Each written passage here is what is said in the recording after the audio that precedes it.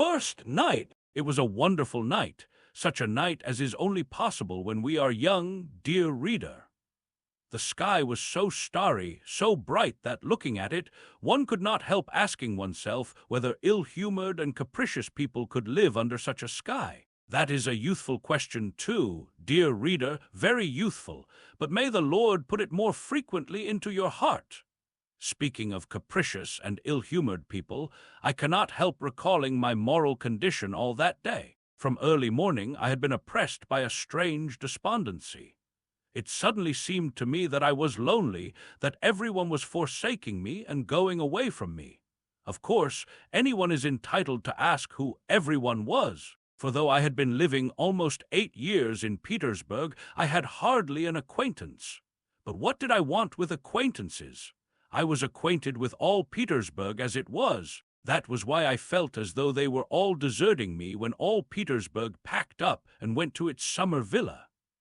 I felt afraid of being left alone, and for 3 whole days I wandered about the town in profound dejection, not knowing what to do with myself. Whether I walked in the Nevsky, went to the gardens, or sauntered on the embankment, there was not one face of those I had been accustomed to meet at the same time and place all the year. They, of course, do not know me, but I know them. I know them intimately. I have almost made a study of their faces, and am delighted when they are gay and downcast when they are under a cloud.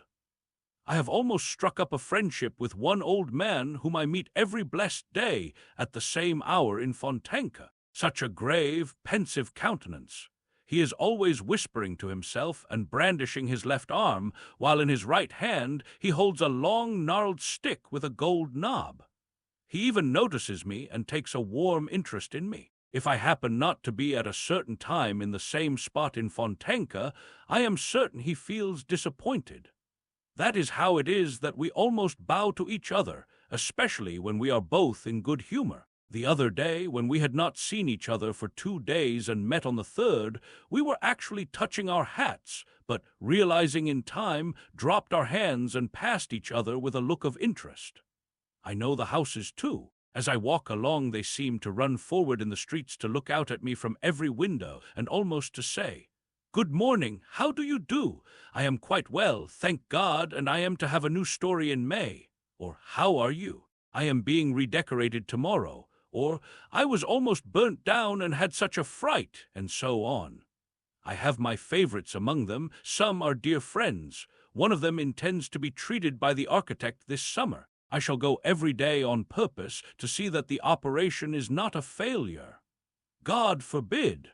But I shall never forget an incident with a very pretty little house of a light pink color. It was such a charming little brick house. It looked so hospitably at me, and so proudly at its ungainly neighbors, that my heart rejoiced whenever I happened to pass it. Suddenly last week I walked along the street, and when I looked at my friend I heard a plaintive, "They are painting me yellow!" The villains, the barbarians. They had spared nothing, neither columns nor cornices, and my poor little friend was as yellow as a canary. It almost made me bilious. And to this day I have not had the courage to visit my poor disfigured friend, painted the color of the celestial empire. So now you understand, reader, in what sense I am acquainted with all Petersburg. I have mentioned already that I had felt worried for 3 whole days before I guessed the cause of my uneasiness. And I felt ill at ease in the street. This one had gone, and that one had gone, and what had become of the other?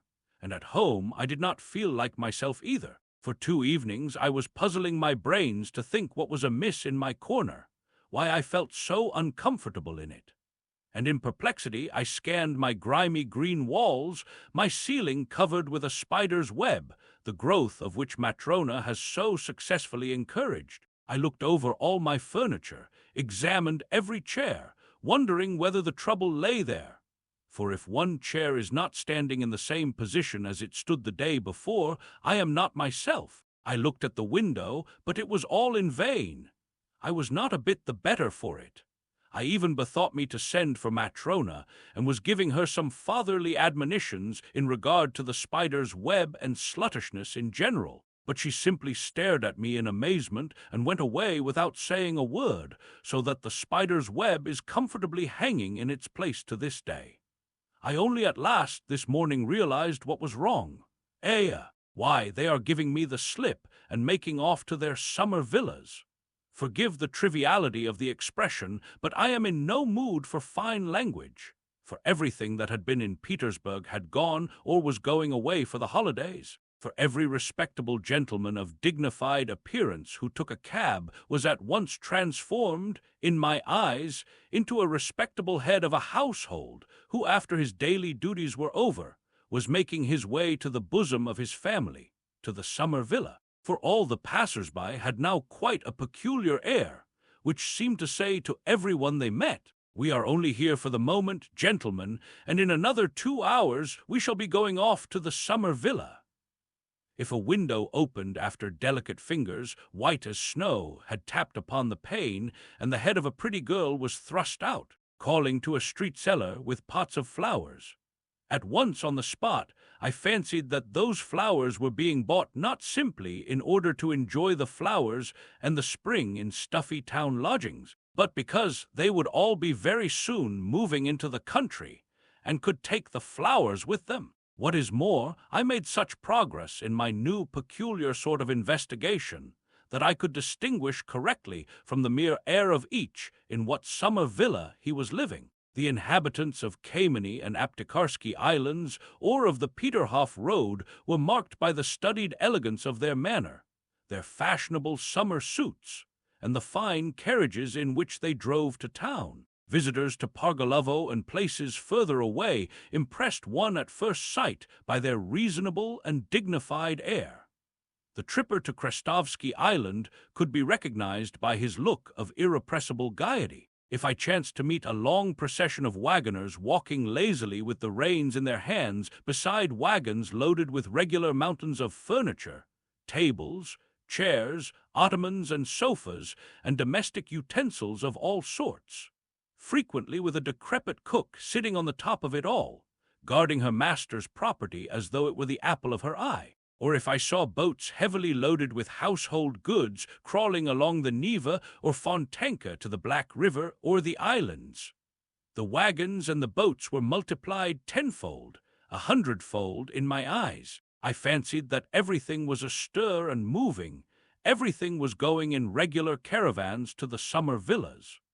It seemed as though Petersburg threatened to become a wilderness, so that at last I felt ashamed, mortified, and sad that I had nowhere to go for the holidays and no reason to go away. I was ready to go away with every wagon, to drive off with every gentleman of respectable appearance who took a cab. But no one, absolutely no one, invited me. It seemed they had forgotten me, as though really I were a stranger to them. I took long walks, succeeding, as I usually did, in quite forgetting where I was, when I suddenly found myself at the city gates. Instantly I felt light-hearted, and I passed the barrier and walked between cultivated fields and meadows, unconscious of fatigue, and feeling only all over as though a burden were falling off my soul. All the passers-by gave me such friendly looks that they seemed almost greeting me, they all seemed so pleased at something. They were all smoking cigars, every one of them, and I felt pleased as I never had before. It was as though I had suddenly found myself in Italy. So strong was the effect of nature upon a half-sick townsman like me, almost stifling between city walls. There is something inexpressibly touching in nature round Petersburg, when at the approach of spring she puts forth all her might. All the powers bestowed on her by heaven, when she breaks into leaf, decks herself out and spangles herself with flowers. Somehow I cannot help being reminded of a frail, consumptive girl, at whom one sometimes looks with compassion, sometimes with sympathetic love, whom sometimes one simply does not notice, though suddenly in one instant she becomes, as though by chance, inexplicably lovely and exquisite, and impressed and intoxicated. One cannot help asking oneself what power made those sad, pensive eyes flash with such fire, what summoned the blood to those pale, wan cheeks, what bathed with passion those soft features, what set that bosom heaving, What so suddenly called strength, life, and beauty into the poor girl's face, making it gleam with such a smile, kindle with such bright, sparkling laughter? You look round, you seek for someone, you conjecture. But the moment passes, and next day you meet, maybe, the same pensive and preoccupied look as before, the same pale face, the same meek and timid movements, and even signs of remorse, traces of a mortal anguish and regret for the fleeting distraction. And you grieve that the momentary beauty has faded so soon never to return, that it flashed upon you so treacherously, so vainly, grieve because you had not even time to love her. And yet my night was better than my day. This was how it happened. I came back to the town very late, and it had struck 10 as I was going towards my lodgings. My way lay along the canal embankment, where at that hour you never meet a soul. It is true that I live in a very remote part of the town. I walked along singing, for when I am happy I am always humming to myself like every happy man who has no friend or acquaintance with whom to share his joy. Suddenly I had a most unexpected adventure. Leaning on the canal railing stood a woman with her elbows on the rail.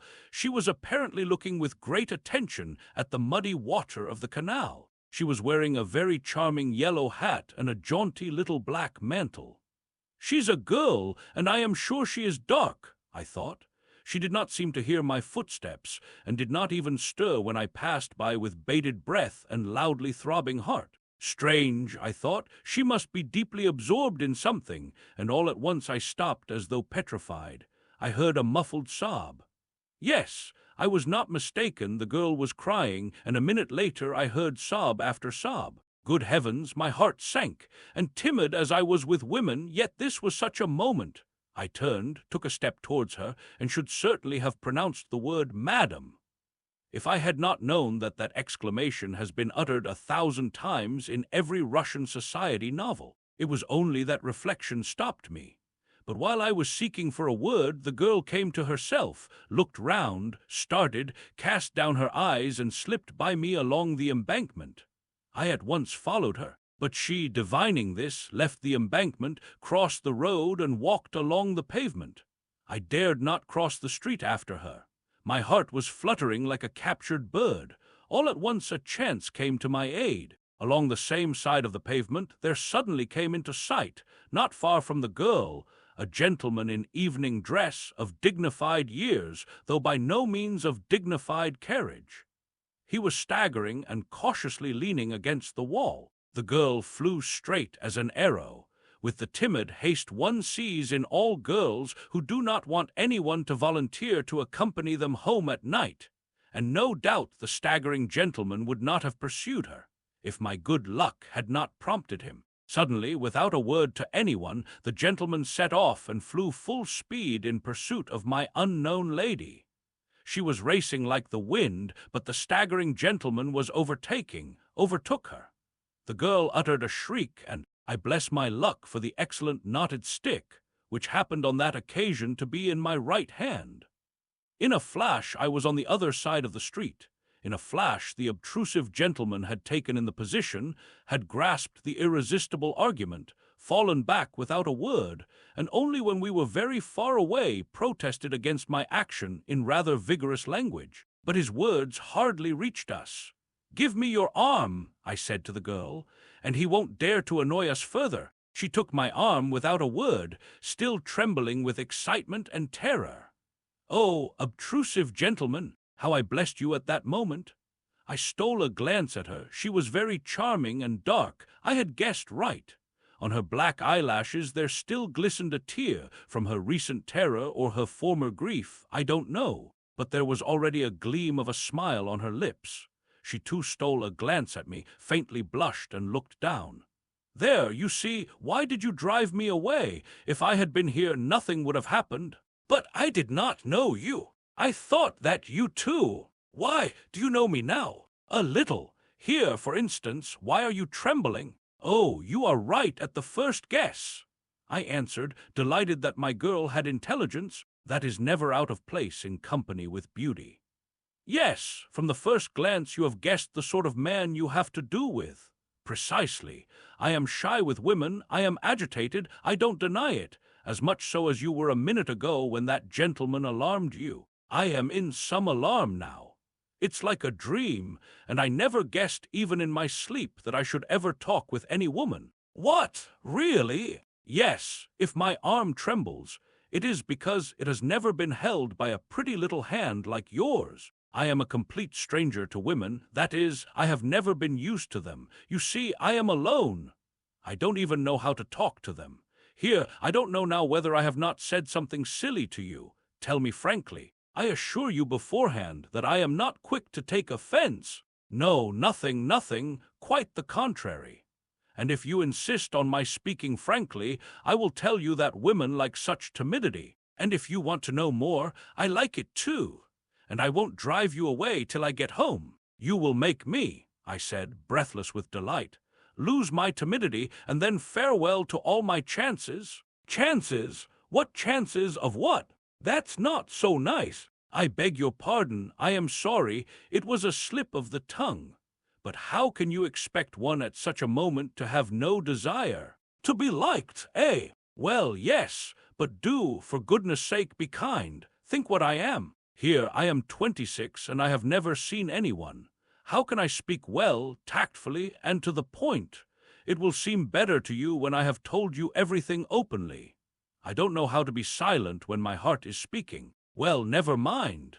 Believe me, not one woman, never, no acquaintance of any sort. And I do nothing but dream every day that at last I shall meet someone. Oh, if only you knew how often I have been in love in that way. How? With whom? Why, with no one, with an ideal, with the one I dream of in my sleep. I make up regular romances in my dreams. Ah, you don't know me. It's true, of course, I have met 2 or 3 women, but what sort of women were they? They were all landladies, that.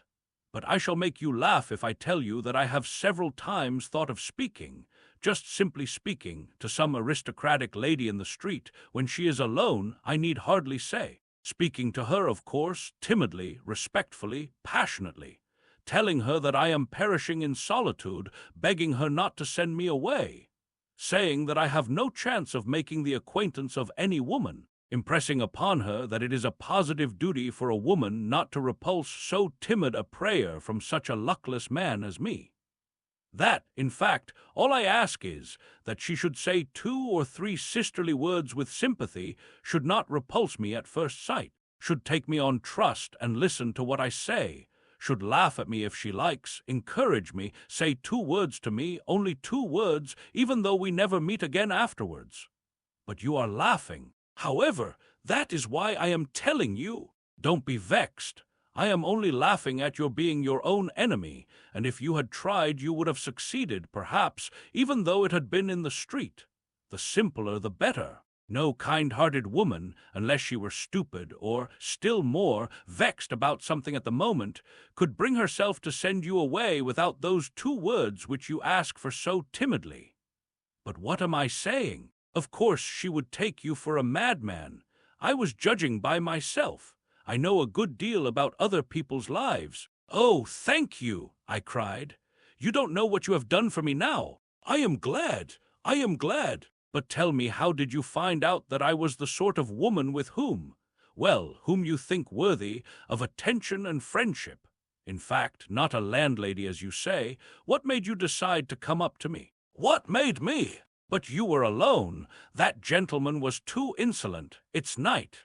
You must admit that it was a duty. No, I mean before, on the other side. You know you meant to come up to me. On the other side?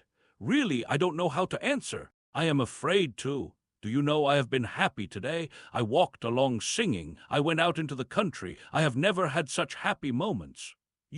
Perhaps it was my fancy. Forgive me for referring to it. I fancied you were crying, and I could not bear to hear it. It made my heart ache. Oh, my goodness, surely I might be troubled about you. Surely there was no harm in feeling brotherly compassion for you. I beg your pardon, I said compassion. Well, in short, surely you would not be offended at my involuntary impulse to go up to you. Stop, that's enough, don't talk of it, said the girl, looking down and pressing my hand. It's my fault for having spoken of it, but I am glad I was not mistaken in you. But here I am home. I must go down this turning. It's 2 steps from here. Goodbye, thank you. Surely you don't mean that we shall never see each other again. Surely this is not to be the end. You see, said the girl, laughing, at first you only wanted 2 words, and now. However, I won't say anything. Perhaps we shall meet. I shall come here tomorrow, I said. Oh, forgive me, I am already making demands. Yes, you are not very patient. You are almost insisting. Listen, I interrupted her. Forgive me if I tell you something else. I tell you what, I can't help coming here tomorrow. I am a dreamer. I have so little real life that I look upon such moments as this now as so rare that I cannot help going over such moments again in my dreams. I shall be dreaming of you all night, a whole week, a whole year. I shall certainly come here tomorrow, just here to this place, just at the same hour, and I shall be happy remembering today. This place is dear to me already. I have already 2 or 3 such places in Petersburg. I once shed tears over memories, like you. Who knows, perhaps you were weeping 10 minutes ago over some memory. But forgive me, I have forgotten myself again. Perhaps you have once been particularly happy here. Very good, said the girl. Perhaps I will come here tomorrow, too, at 10 o'clock. I see that I can't forbid you. The fact is, I have to be here. Don't imagine that I am making an appointment with you. I tell you beforehand that I have to be here on my own account.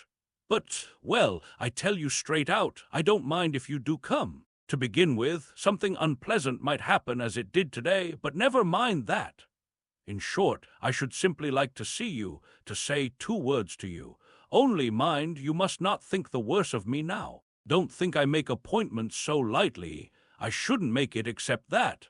But let that be my secret, only a compact beforehand. A compact! Speak, tell me all beforehand. I agree to anything, I am ready for anything, I cried, delighted. I answer for myself, I will be obedient, respectful, you know me. It's just because I do know you that I ask you to come tomorrow, said the girl, laughing. I know you perfectly, but mind you will come on the condition, in the first place, only be good, do what I ask. You see, I speak frankly, you won't fall in love with me. That's impossible, I assure you. I am ready for friendship. Here's my hand. But you mustn't fall in love with me, I beg you. I swear, I cried, gripping her hand. Hush, don't swear. I know you are ready to flare up like gunpowder. Don't think ill of me for saying so. If only you knew, I, too, have no one to whom I can say a word, whose advice I can ask. Of course, one does not look for an adviser in the street, but you are an exception. I know you as though we had been friends for 20 years. You won't deceive me, will you? You will see. The only thing is, I don't know how I am going to survive the next 24 hours. Sleep soundly. Good night, and remember that I have trusted you already. But you exclaimed so nicely just now, surely one can't be held responsible for every feeling, even for brotherly sympathy. Do you know, that was so nicely said that the idea struck me at once that I might confide in you. For God's sake do. But about what? What is it? Wait till tomorrow. Meanwhile, let that be a secret. So much the better for you. It will give it a faint flavor of romance. Perhaps I will tell you tomorrow, and perhaps not. I will talk to you a little more beforehand. We will get to know each other better. Oh yes, I will tell you all about myself tomorrow, but what has happened? It is as though a miracle had befallen me. My God, where am I? Come, tell me, aren't you glad that you were not angry and did not drive me away at the first moment, as any other woman would have done? In 2 minutes you have made me happy forever. Yes, happy. Who knows, perhaps you have reconciled me with myself, solved my doubts. Perhaps such moments come upon me. But there, I will tell you all about it tomorrow. You shall know everything, everything. Very well, I consent. You shall begin. Agreed. Goodbye till tomorrow. Till tomorrow. And we parted. I walked about all night. I could not make up my mind to go home. I was so happy. Tomorrow. Second night. Well, so you have survived, she said, pressing both my hands. I've been here for the last 2 hours. You don't know what a state I have been in all day. I know, but to business. Do you know why I have come? Not to talk nonsense, as I did yesterday. I tell you what, we must behave more sensibly in future. I thought a great deal about it last night. In what way, in what must we be more sensible? I am ready for my part, but really, nothing more sensible has happened to me in my life than this, now. Really, in the first place, I beg you not to squeeze my hand so. Secondly, I must tell you that I spent a long time thinking about you and feeling doubtful today. And how did it end? How did it end? The upshot of it is that we must begin all over again, because the conclusion I reached today was that I don't know you at all, that I behaved like a baby last night, like a little girl, and of course the fact of it is that it's my soft heart that is to blame. That is, I sang my own praises, as one always does in the end when one analyzes one's conduct, and therefore to correct my mistake, I've made up my mind to find out all about you minutely. But as I have no one from whom I can find out anything, you must tell me everything fully yourself. Well, what sort of man are you? Come, make haste, begin, tell me your whole history. My history, I cried in alarm. My history, but who has told you I have a history? I have no history. Then how have you lived if you have no history? She interrupted, laughing. Absolutely without any history. I have lived, as they say, keeping myself to myself, that is, utterly alone, entirely alone.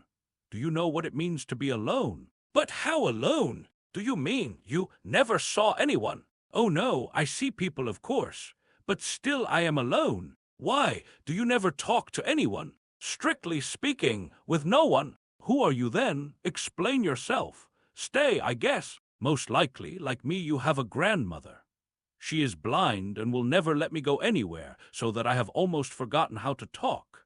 And when I played some pranks 2 years ago, and she saw there was no holding me in, she called me up and pinned my dress to hers, and ever since we sit like that for days together. She knits a stocking, though she's blind, and I sit beside her, sew or read aloud to her.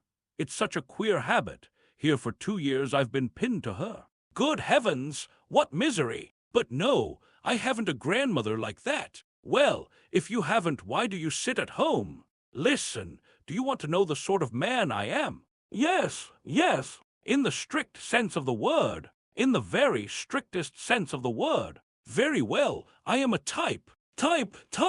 What sort of type? Cried the girl, laughing, as though she had not had a chance of laughing for a whole year. Yes, it's very amusing talking to you. Look, here's a seat, let us sit down. No one is passing here, no one will hear us, and begin your history. For it's no good your telling me, I know you have a history, only you are concealing it. To begin with, what is a type? A type? A type is an original, it's an absurd person, I said, infected by her childish laughter. It's a character. Listen, do you know what is meant by a dreamer? A dreamer? Indeed, I should think I do know.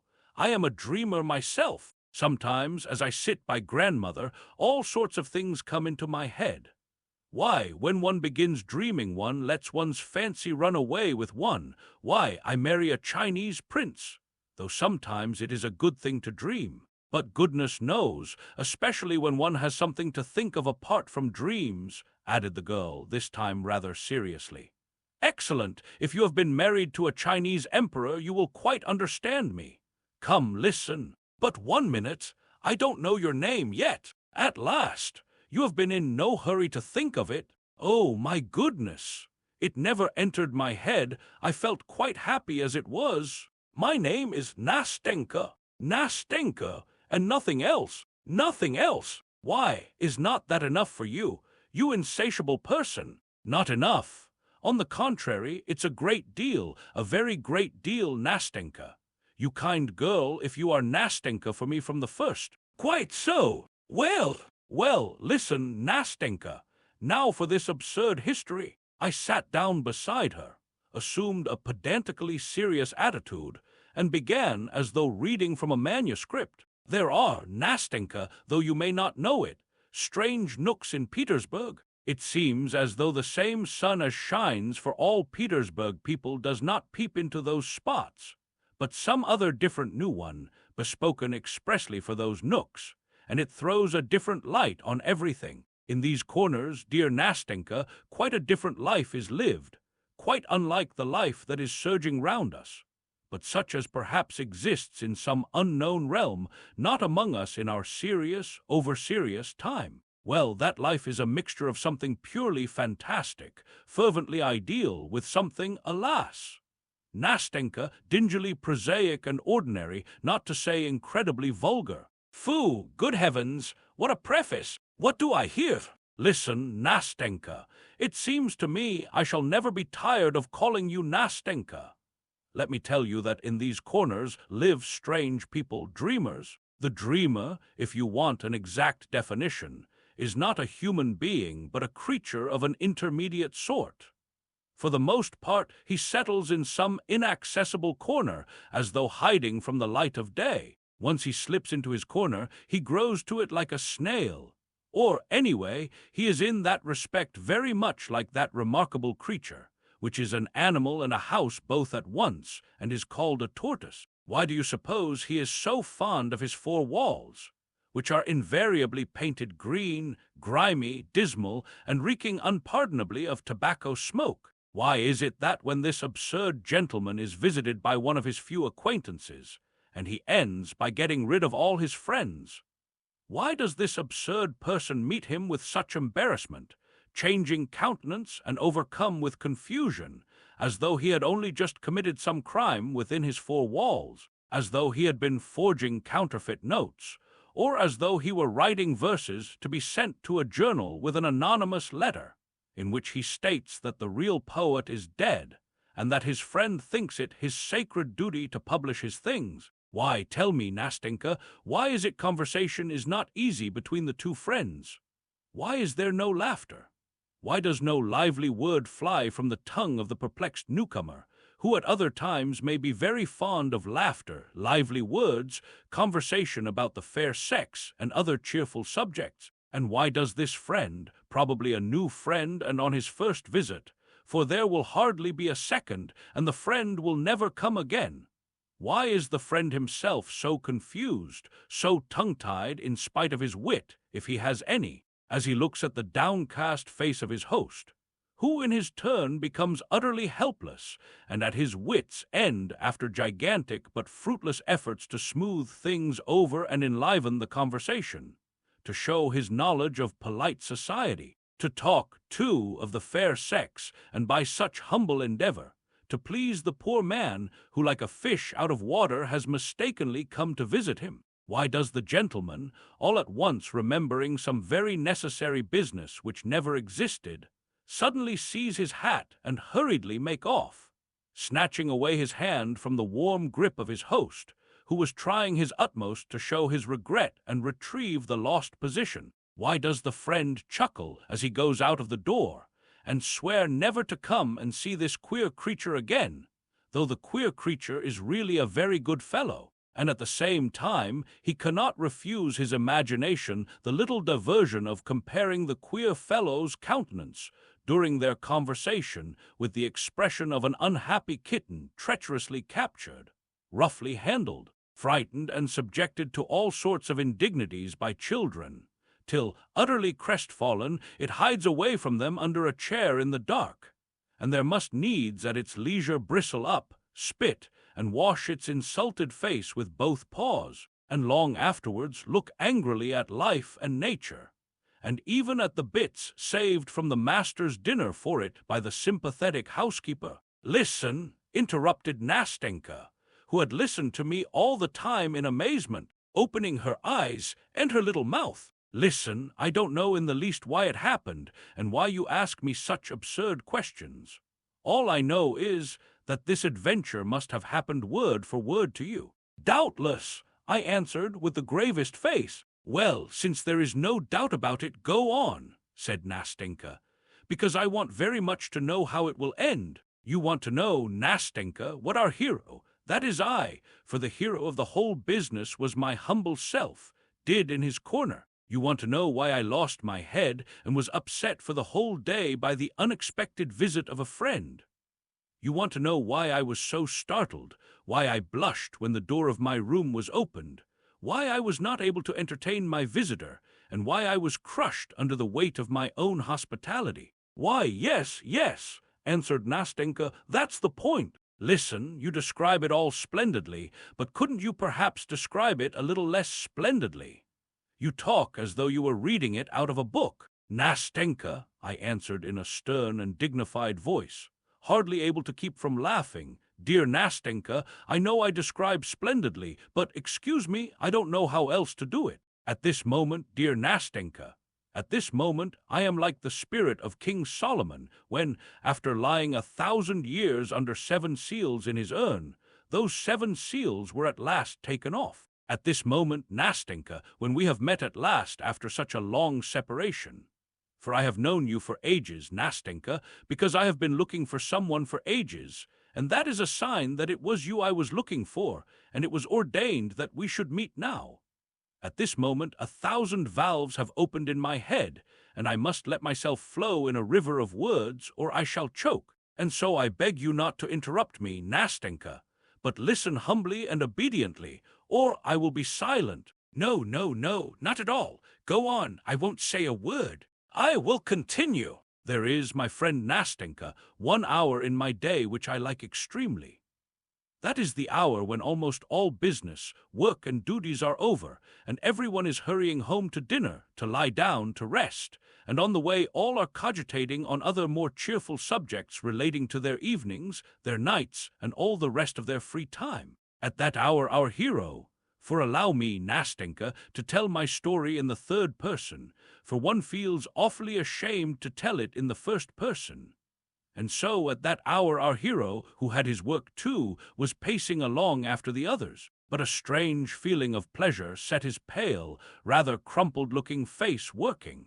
He looked not with indifference on the evening glow which was slowly fading on the cold Petersburg sky. When I say he looked, I am lying. He did not look at it, but saw it as it were without realizing, as though tired or preoccupied with some other more interesting subject, so that he could scarcely spare a glance for anything about him. He was pleased because till next day he was released from business irksome to him, and happy as a schoolboy let out from the classroom to his games and mischief.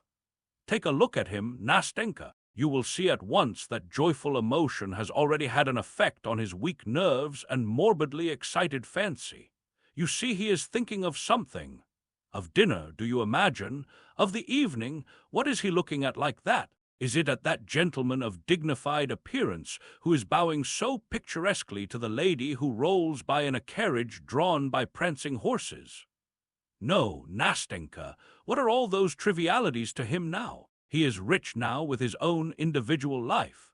He has suddenly become rich, and it is not for nothing that the fading sunset sheds its farewell gleams so gaily before him, and calls forth a swarm of impressions from his warmed heart. Now he hardly notices the road, on which the tiniest details at other times would strike him. Now the goddess of fancy, if you have read Zhukovsky, dear Nastenka, has already with fantastic hand spun her golden warp and begun weaving upon it patterns of marvelous magic life. And who knows, maybe, her fantastic hand has borne him to the 7th crystal, heaven far from the excellent granite pavement on which he was walking his way. Try stopping him now, ask him suddenly where he is standing now, through what streets he is going. He will probably remember nothing, neither where he is going nor where he is standing now, and flushing with vexation, he will certainly tell some lie to save appearances. That is why he starts, almost cries out, and looks round with horror when a respectable old lady stops him politely in the middle of the pavement and asks her way. Frowning with vexation, he strides on, scarcely noticing that more than one passer-by smiles and turns round to look after him, and that a little girl, moving out of his way in alarm, laughs aloud, gazing open-eyed at his broad, meditative smile and gesticulations. But fancy catches up in its playful flight the old woman, the curious passers-by, and the laughing child, and the peasants spending their nights in their barges on Fontenka. Our hero, let us suppose, is walking along the canal side at that moment, and capriciously weaves every one and everything into the canvas like a fly in a spider's web. And it is only after the queer fellow has returned to his comfortable den with fresh stores for his mind to work on, has sat down and finished his dinner, that he comes to himself, when Matrona, who waits upon him, always thoughtful and depressed, clears the table and gives him his pipe. He comes to himself then and recalls with surprise that he has dined, though he has absolutely no notion how it has happened.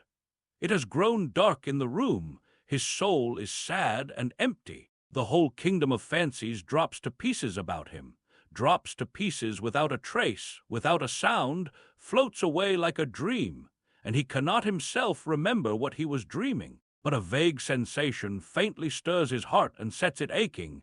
Some new desire temptingly tickles and excites his fancy, and imperceptibly evokes a swarm of fresh phantoms.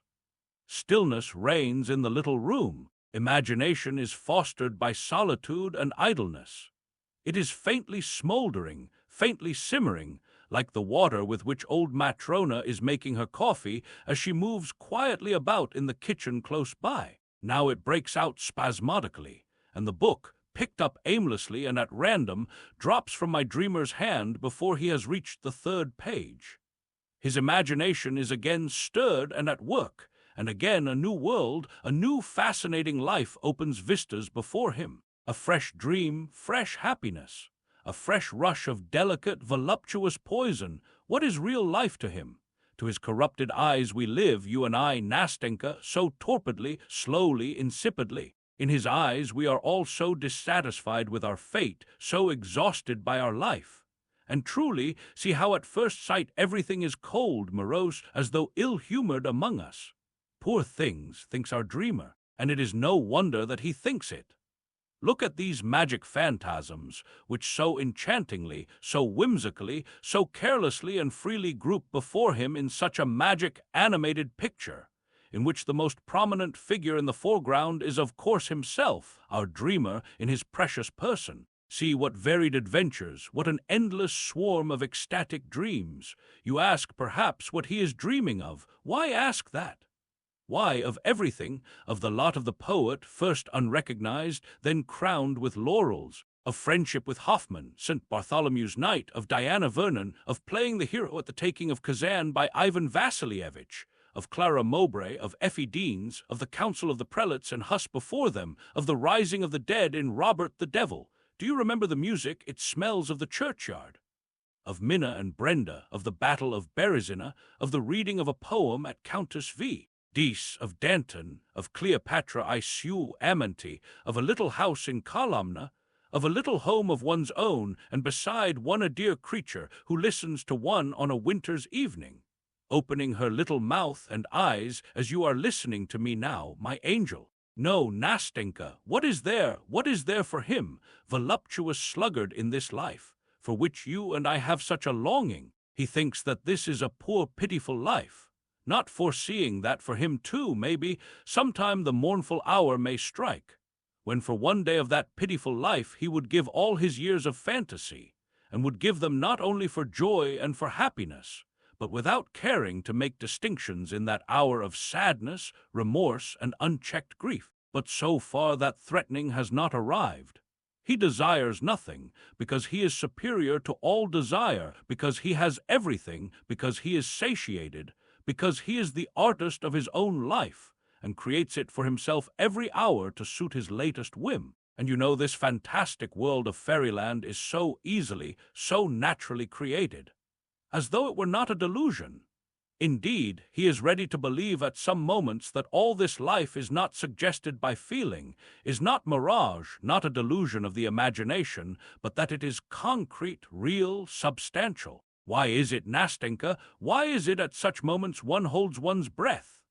Why, by what sorcery, through what incomprehensible caprice, is the pulse quickened? Does a tear start from the dreamer's eye, while his pale, moist cheeks glow, while his whole being is suffused with an inexpressible sense of consolation? Why is it that whole sleepless nights pass like a flash in inexhaustible gladness and happiness? And when the dawn gleams rosy at the window and daybreak floods the gloomy room with uncertain, fantastic light, As in Petersburg, our dreamer, worn out and exhausted, flings himself on his bed and drops asleep with thrills of delight in his morbidly overwrought spirit, and with a weary sweet ache in his heart. Yes, Nastenka, one deceives oneself and unconsciously believes that real true passion is stirring one's soul. One unconsciously believes that there is something living, tangible in one's immaterial dreams. And is it delusion? Here love, for instance, is bound up with all its fathomless joy, all its torturing agonies in his bosom. Only look at him, and you will be convinced. Would you believe, looking at him, dear Nastenka, that he has never known her whom he loves in his ecstatic dreams? Can it be that he has only seen her in seductive visions, and that this passion has been nothing but a dream? Surely they must have spent years hand in hand together, alone the two of them, casting off all the world and each uniting his or her life with the other's. Surely when the hour of parting came, she must have lain sobbing and grieving on his bosom, heedless of the tempest raging under the sullen sky, heedless of the wind which snatches and bears away the tears from her black eyelashes. Can all of that have been a dream? And that garden, dejected, forsaken, run wild, with its little moss-grown paths, solitary, gloomy, where they used to walk so happily together, where they hoped, grieved, loved each other so long and so fondly. And that queer ancestral house where she spent so many years lonely and sad with her morose old husband, always silent and splenetic, who frightened them, while timid as children, they hid their love from each other. What torments they suffered, what agonies of terror, how innocent, how pure was their love, and how, I need hardly say, Nastenka, malicious people were. And, good heavens, surely he met her afterwards, far from their native shores, under alien skies, in the hot south, in the divinely eternal city, in the dazzling splendor of the ball to the crash of music, in a palazzo. It must be in a palazzo, drowned in a sea of lights, on the balcony, wreathed in myrtle and roses, where, recognizing him, she hurriedly removes her mask and, whispering, "I am free," flings herself trembling into his arms, and with a cry of rapture, clinging to one another. In one instant they forget their sorrow and their parting and all their agonies, and the gloomy house and the old man and the dismal garden in that distant land, and the seat on which, with a last passionate kiss, she tore herself away from his arms, numb with anguish and despair. Oh, Nastenka, you must admit that one would start, betray confusion, and blush like a schoolboy who has just stuffed in his pocket an apple stolen from a neighbor's garden, when your uninvited visitor, some stalwart, lanky fellow, a festive soul fond of a joke, opens your door and shouts out as though nothing were happening, "My dear boy, I have this minute come from Pavlovsk. My goodness! The old count is dead, unutterable happiness is close at hand, and people arrive from Pavlovsk." Finishing my pathetic appeal, I paused pathetically. I remembered that I had an intense desire to force myself to laugh, for I was already feeling that a malignant demon was stirring within me, that there was a lump in my throat, that my chin was beginning to twitch, and that my eyes were growing more and more moist. I expected Nastenka, who listened to me opening her clever eyes, would break into her childish, irrepressible laugh, and I was already regretting that I had gone so far, that I had unnecessarily described what had long been simmering in my heart, about which I could speak as though from a written account of it, because I had long ago passed judgment on myself, and now could not resist reading it, making my confession, without expecting to be understood. But to my surprise she was silent, waiting a little.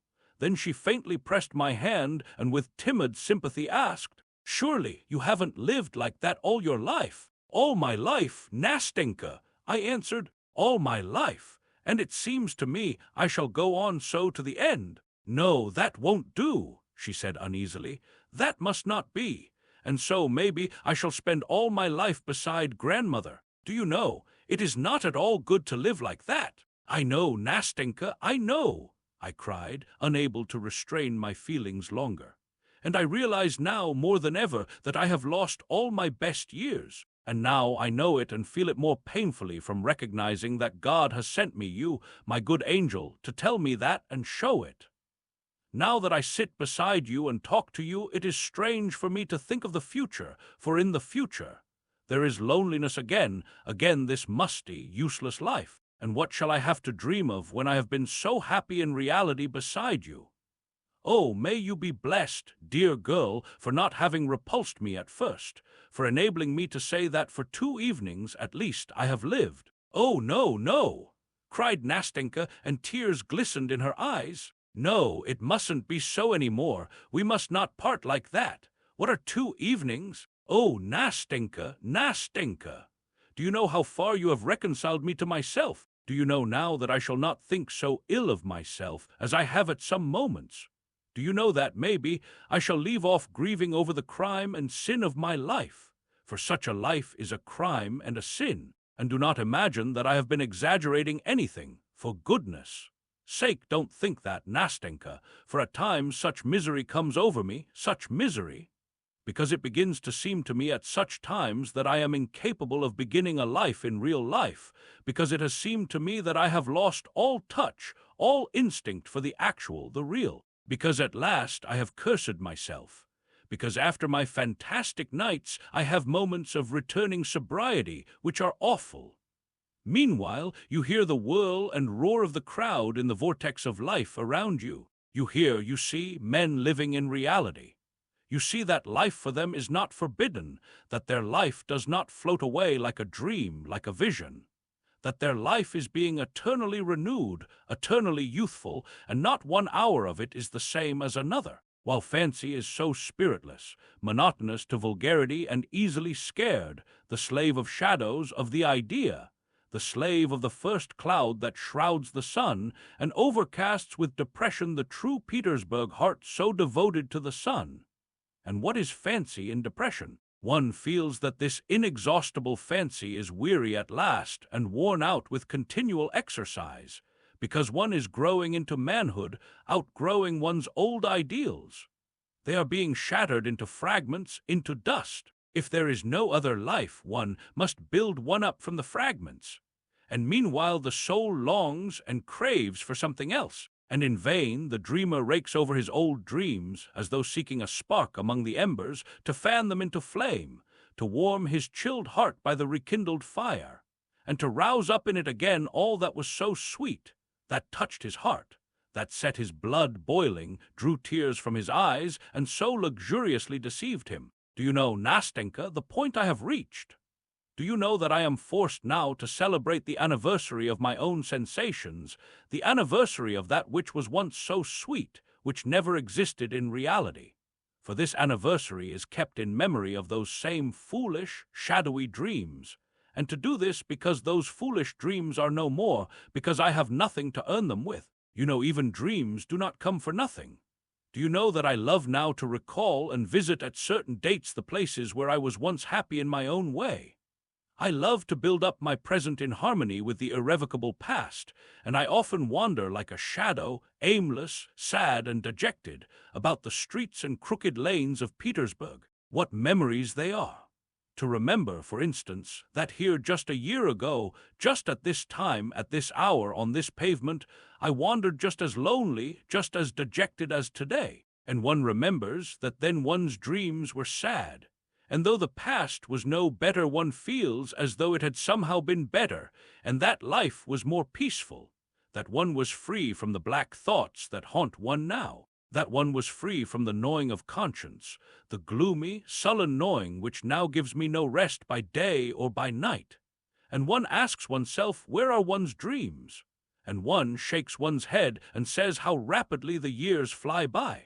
And again one asks oneself, what has one done with one's years? Where have you buried your best days? Have you lived or not? Look, one says to oneself, look how cold the world is growing. Some more years will pass, and after them will come gloomy solitude. Then will come old age trembling on its crutch, and after it misery and desolation. Your fantastic world will grow pale, your dreams will fade and die, and will fall like the yellow leaves from the trees. Oh, Nastenka, you know it will be sad to be left alone, utterly alone, and to have not even anything to regret, nothing, absolutely nothing. for all that you have lost, all was nothing, stupid, simple nullity, there has been nothing but dreams. Come, don't work on my feelings any more, said Nastenka, wiping away a tear which was trickling down her cheek. Now it's over, now we shall be two together. Now, whatever happens to me, we will never part. Listen, I am a simple girl, I have not had much education, though grandmother did get a teacher for me, but truly I understand you, for all that you have described I have been through myself, when grandmother pinned me to her dress. Of course, I should not have described it so well as you have. I am not educated, she added timidly, for she was still feeling a sort of respect for my pathetic eloquence and lofty style. But I am very glad that you have been quite open with me. Now I know you thoroughly, all of you, and do you know what? I want to tell you my history too, all without concealment, and after that you must give me advice. You are a very clever man. Will you promise to give me advice? Ah, Nastenka, I cried.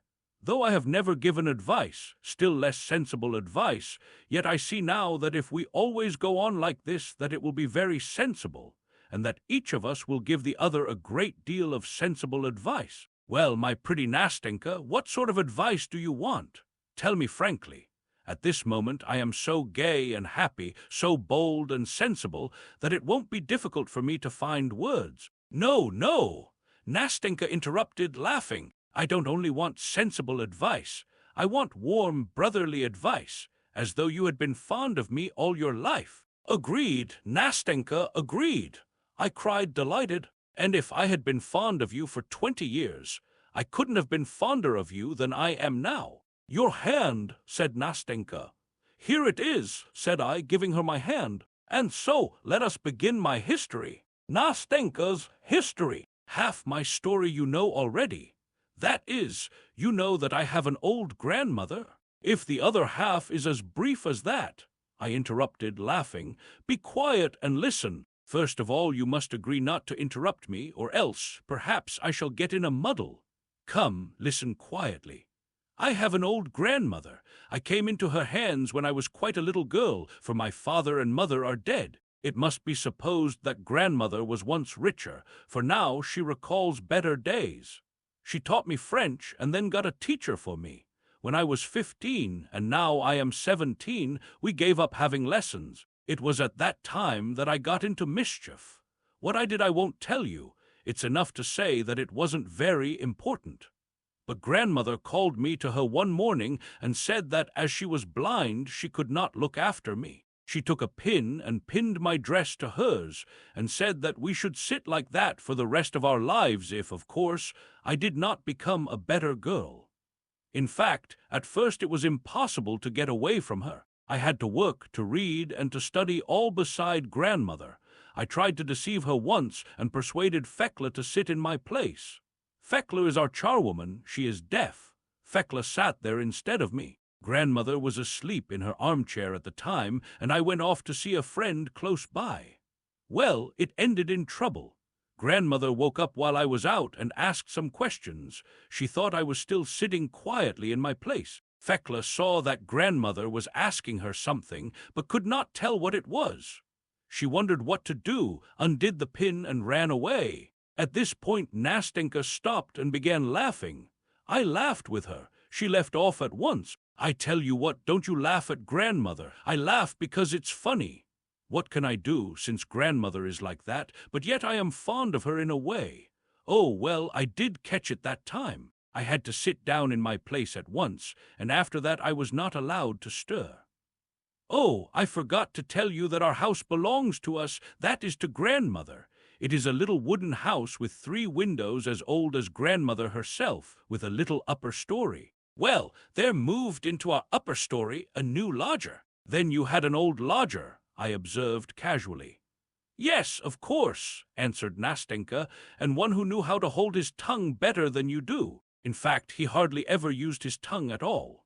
He was a dumb, blind, lame, dried-up little old man, so that at last he could not go on living. He died. So then we had to find a new lodger, for we could not live without a lodger.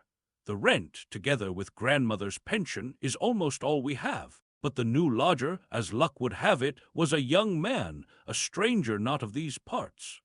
As he did not haggle over the rent, grandmother accepted him, and only afterwards she asked me, "Tell me, Nastenka, what is our lodger like? Is he young or old?" I did not want to lie, so I told grandmother that he wasn't exactly young and that he wasn't old. "And is he pleasant-looking?" asked grandmother. Again, I did not want to tell a lie. "Yes, he is pleasant-looking, grandmother," I said, and grandmother said, "Oh, what a nuisance, what a nuisance! I tell you this, grandchild, that you may not be looking after him. What times these are! Why a paltry lodger like this, and he must be pleasant-looking too. It was very different in the old days." Grandmother was always regretting the old days. She was younger in old days, and the sun was warmer in old days, and cream did not turn so sour in old days. It was always the old days. I would sit still and hold my tongue and think to myself, why did grandmother suggest it to me?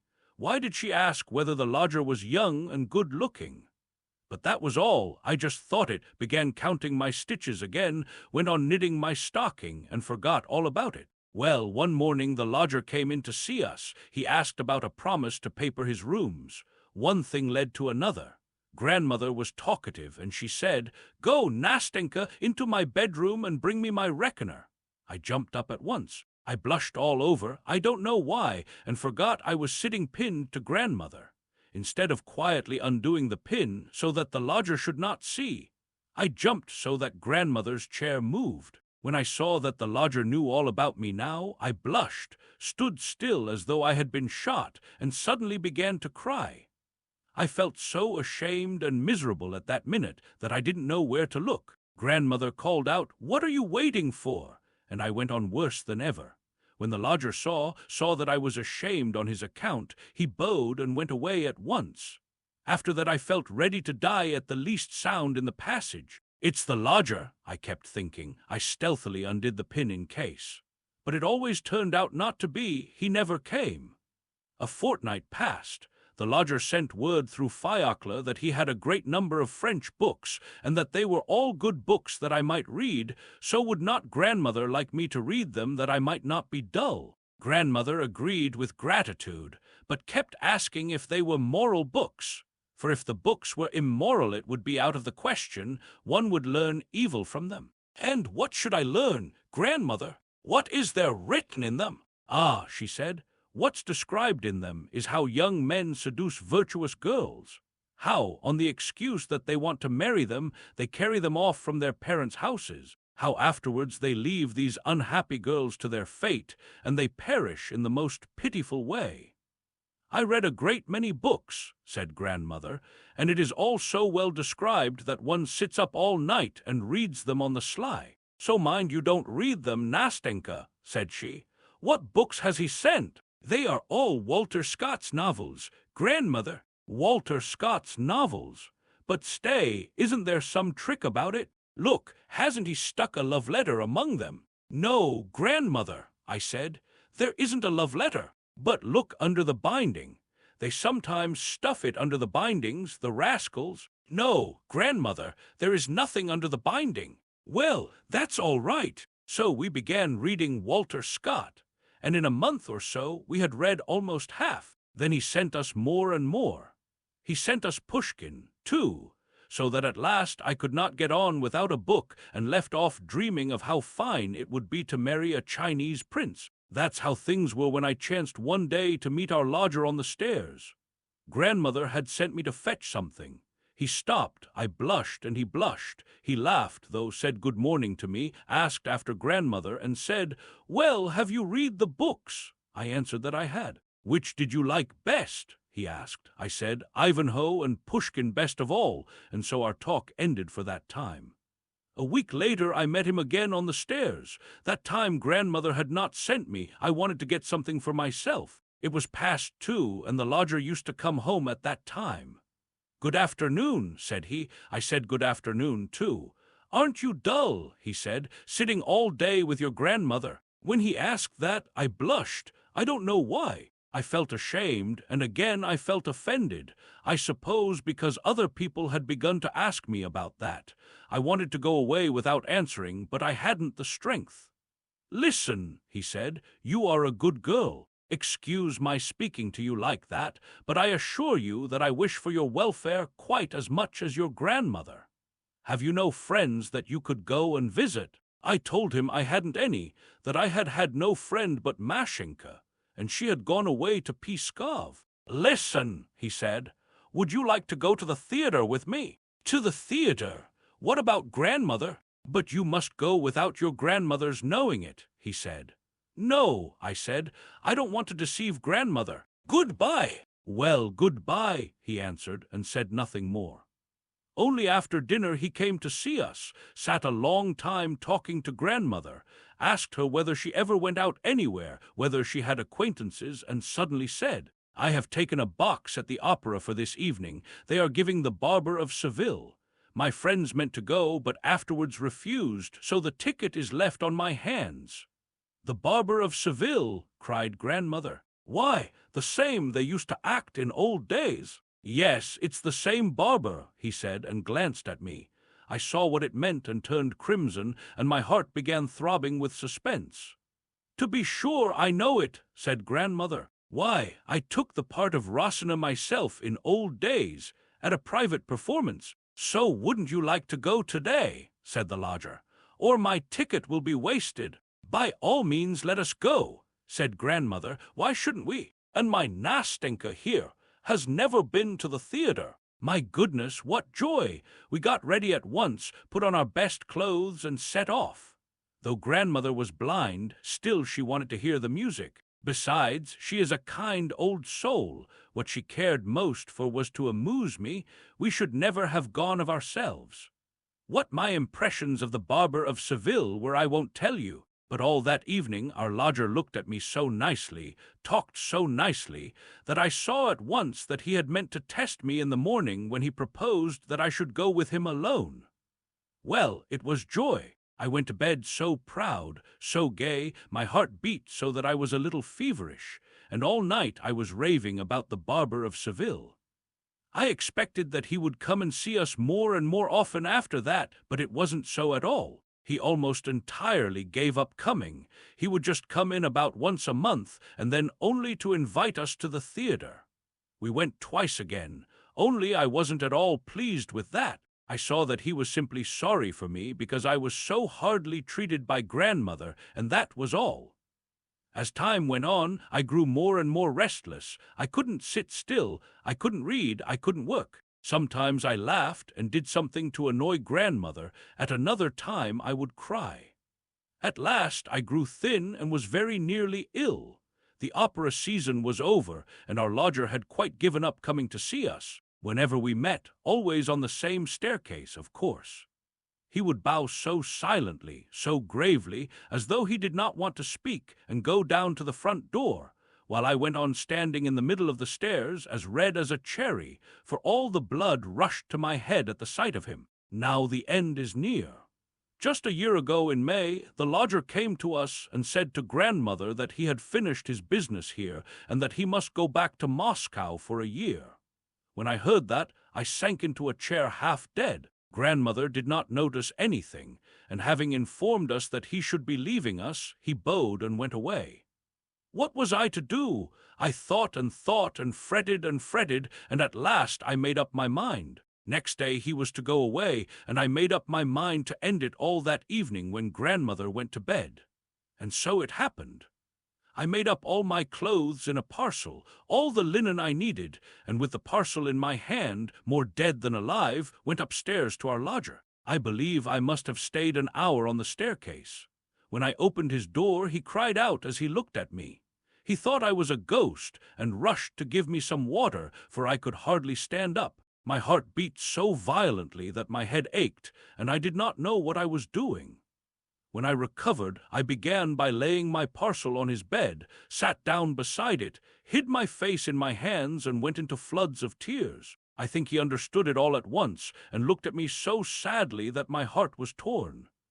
"Listen," he began, "listen, Nastenka, I can't do anything.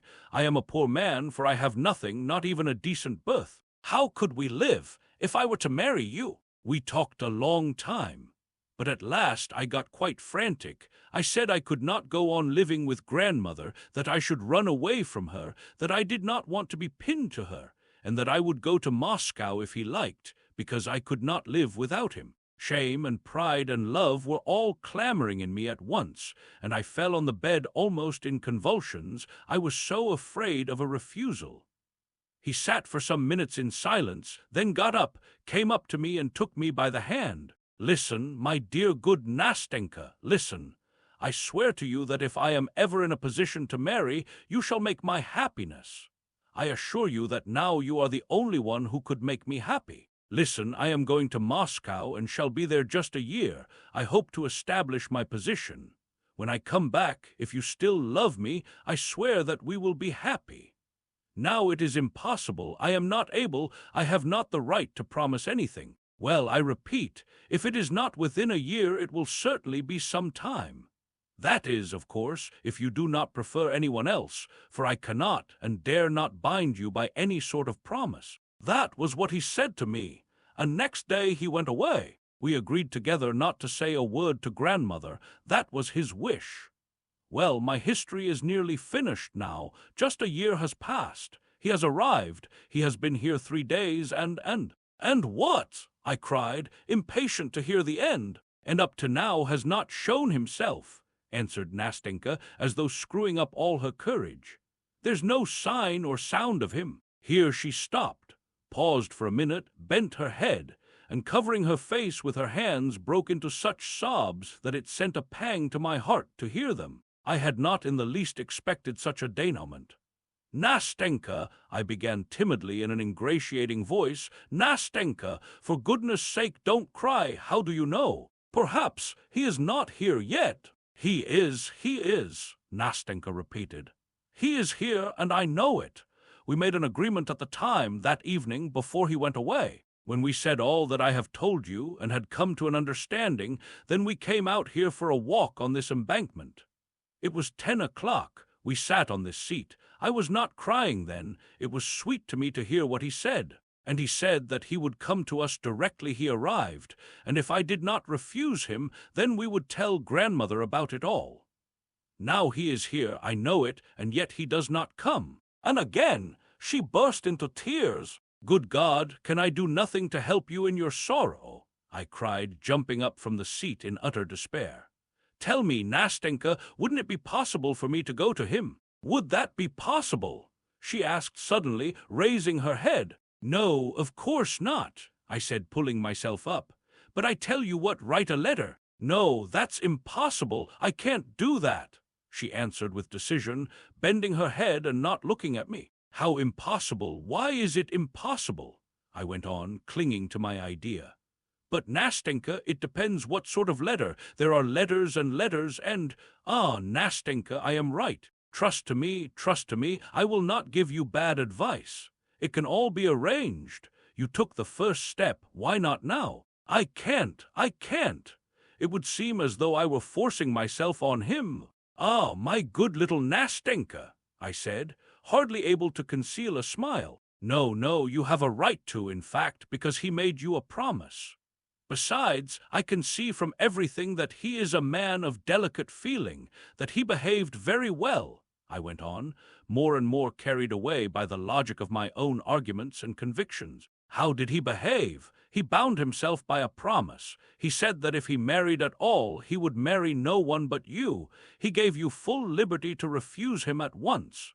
Under such circumstances, you may take the first step. You have the right. You are in the privileged position. If, for instance, you wanted to free him from his promise—" "Listen, how would you write?" "Write what?" "This letter. I tell you how I would write. Dear Sir." "Must I really begin like that? Dear Sir?" "You certainly must. Though, after all, I don't know, I imagine—" Well, what next?" "Dear Sir, I must apologize for—" "But no, there's no need to apologize. The fact itself justifies everything. Write simply, 'I am writing to you. Forgive me my impatience. But I have been happy for a whole year in hope. Am I to blame for being unable to endure a day of doubt now? Now that you have come, perhaps you have changed your mind. If so, this letter is to tell you that I do not repine nor blame you. I do not blame you because I have no power over your heart, such is my fate. You are an honorable man. You will not smile or be vexed at these impatient lines. Remember, they are written by a poor girl, that she is alone, that she has no one to direct her, no one to advise her, and that she herself could never control her heart. But forgive me that a doubt has stolen, if only for one instant, into my heart. You are not capable of insulting, even in thought, her who so loved and so loves you. Yes, yes. That's exactly what I was thinking, cried Nastenka, and her eyes beamed with delight. Oh, you have solved my difficulties. God has sent you to me. Thank you, thank you. What for? What for? For God's sending me, I answered, looking delighted at her joyful little face. Why, yes, for that too. Ah, Nastenka. Why, one thanks some people for being alive at the same time with one. I thank you for having met me, for my being able to remember you all my life. Well, enough, enough. But now I tell you what, listen. We made an agreement then that as soon as he arrived he would let me know, by leaving a letter with some good simple people of my acquaintance who know nothing about it. Or if it were impossible to write a letter to me, for a letter does not always tell everything, he would be here at 10 o'clock on the day he arrived, where we had arranged to meet. I know he has arrived already, but now it's the third day, and there's no sign of him and no letter. It's impossible for me to get away from grandmother in the morning. Give my letter tomorrow to those kind people I spoke to you about. They will send it on to him. And if there is an answer, you bring it tomorrow at 10 o'clock. But the letter, you see, you must write the letter first. So perhaps it must all be the day after tomorrow. The letter, said Nastenka, a little confused. The letter. But she did not finish. At first she turned her little face away from me, flushed like a rose, and suddenly I felt in my hand a letter which had evidently been written long before, all ready and sealed up. A familiar, sweet, and charming reminiscence floated through my mind. R-O-R-O-S-I-C-N-A, I began. Rosina, we both hummed together, I almost embracing her with delight, while she blushed as only she could blush, and laughed through the tears which gleamed like pearls on her black eyelashes. Come, enough, enough. Goodbye now, she said, speaking rapidly. Here is the letter, here is the address to which you are to take it. Goodbye till we meet again, till tomorrow. She pressed both my hands warmly, nodded her head, and flew like an arrow down her side street. I stood still for a long time, following her with my eyes. Till tomorrow, was ringing in my ears as she vanished from my sight.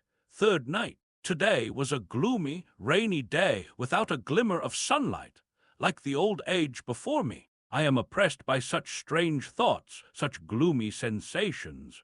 Questions still so obscure to me are crowding into my brain, and I seem to have neither power nor will to settle them. It's not for me to settle all this. Today we shall not meet. Yesterday, when we said goodbye, the clouds began gathering over the sky and a mist rose. I said that tomorrow it would be a bad day. She made no answer. She did not want to speak against her wishes. For her that day was bright and clear. Not one cloud should obscure her happiness. If it rains, we shall not see each other, she said. I shall not come. I thought that she would not notice today's rain. And yet she has not come. Yesterday was our third interview, our third white night. But how fine joy and happiness makes anyone, how brimming over with love the heart is. One seems longing to pour out one's whole heart. One wants everything to be gay, everything to be laughing. And how infectious that joy is. There was such a softness in her words, such a kindly feeling in her heart towards me yesterday. How solicitous and friendly she was. How tenderly she tried to give me courage. Oh, the coquetry of happiness. While I took it all for the genuine thing, I thought that she... But my God, how could I have thought it? How could I have been so blind, when everything had been taken by another already, when nothing was mine? When, in fact, her very tenderness to me, her anxiety, her love, yes, love for me, was nothing else but joy at the thought of seeing another man so soon, desire to include me, too, in her happiness. When he did not come, when we waited in vain, she frowned, she grew timid and discouraged. Her movements, her words were no longer so light, so playful, so gay. And strange to say, she redoubled her attentiveness to me, as though instinctively desiring to lavish on me what she desired for herself so anxiously, if her wishes were not accomplished. My Nastenka was so downcast, so dismayed, that I think she realized at last that I loved her and was sorry for my poor love. So when we are unhappy, we feel the unhappiness of others more. Feeling is not destroyed but concentrated. I went to meet her with a full heart and was all impatience. I had no presentiment that I should feel as I do now, that it would not all end happily. She was beaming with pleasure. She was expecting an answer. The answer was himself. He was to come to run at her call. She arrived a whole hour before I did. At first she giggled at everything, laughed at every word I said. I began talking, but relapsed into silence. "Do you know why I am so glad?" she said. "So glad to look at you. Why I like you so much today." "Well," I asked, and my heart began throbbing. "I like you because you have not fallen in love with me. You know that some men in your place would have been pestering and worrying me, would have been sighing and miserable, while you are so nice." Then she wrung my hand so hard that I almost cried out. She laughed. "Goodness, what a friend you are," she began gravely a minute later. "God sent you to me. What would have happened to me if you had not been with me now? How disinterested you are, how truly you care for me. When I am married, we will be great friends, more than brother and sister. I shall care almost as I do for him." I felt horribly sad at that moment, yet something like laughter was stirring in my soul. "You are very much upset," I said. "You are frightened. You think he won't come." "Oh dear," she answered. "If I were less happy, I believe I should cry at your lack of faith, at your reproaches. However, you have made me think and have given me a lot to think about, but I shall think later, and now I will own that you are right. Yes, I am somehow not myself. I am all suspense and feel everything as it were too lightly. But hush, that's enough about feelings." At that moment we heard footsteps, and in the darkness we saw a figure coming towards us. We both started. She almost cried out. I dropped her hand and made a movement as though to walk away. But we were mistaken. It was not he. "What are you afraid of? Why did you let go of my hand?" she said, giving it to me again. "Come, what is it? We will meet him together. I want him to see how fond we are of each other." "How fond we are of each other," I cried.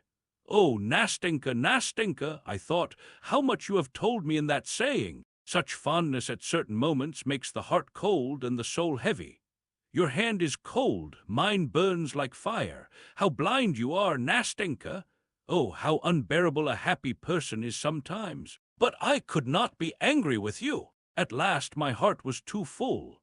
"Listen, Nastenka," I cried. "Do you know how it has been with me all day?" "Why, how? Tell me quickly. Why have you said nothing all this time?" "To begin with, Nastenka, when I had carried out all your commissions, given the letter, gone to see your good friends, then I went home and went to bed." "Is that all?" she interrupted, laughing. "Yes, almost all," I answered, restraining myself, for foolish tears were already starting into my eyes. "I woke an hour before our appointment, and yet, as it were, I had not been asleep. I don't know what happened to me. I came to tell you all about it, feeling as though time were standing still, feeling as though one sensation, one feeling must remain with me from that time forever. Feeling as though 1 minute must go on for all eternity, and as though all life had come to a standstill for me. When I woke up, it seemed as though some musical motive long familiar, heard somewhere in the past, forgotten and voluptuously sweet, had come back to me now. It seemed to me that it had been clamoring at my heart all my life, and only now." "Oh, my goodness, my goodness!" Nastenka interrupted. "What does all that mean? I don't understand a word." "Ah, Nastenka, I wanted somehow to convey to you that strange impression." I began in a plaintive voice, in which there still lay hid a hope, though a very faint one. "Leave off." "Hush," she said, and in one instant the sly puss had guessed. Suddenly she became extraordinarily talkative, gay, mischievous. She took my arm, laughed, wanted me to laugh too, and every confused word I uttered evoked from her prolonged ringing laughter. I began to feel angry. She had suddenly begun flirting. "Do you know," she began, "I feel a little vexed that you are not in love with me. There's no understanding human nature. But all the same, Mr. Unapproachable, you cannot blame me for being so simple. I tell you everything, whatever foolish thought comes into my head." Listen! "That's 11, I believe," I said as the slow chime of a bell rang out from a distant tower. She suddenly stopped, left off laughing, and began to count. "Yes, it's 11, she said at last in a timid, uncertain voice. I regretted at once that I had frightened her, making her count the strokes, and I cursed myself for my spiteful impulse. I felt sorry for her, and did not know how to atone for what I had done. I began comforting her, seeking for reasons for his not coming, advancing various arguments, proofs. No one could have been easier to deceive than she was at that moment. And indeed, anyone at such a moment listens gladly to any consolation, whatever it may be, and is overjoyed if a shadow of excuse can be found. "And indeed it's an absurd thing," I began, warming to my task and admiring the extraordinary clearness of my argument. "Why, he could not have come. You have muddled and confused me, Nastenka, so that I too have lost count of the time. Only think, he can scarcely have received the letter.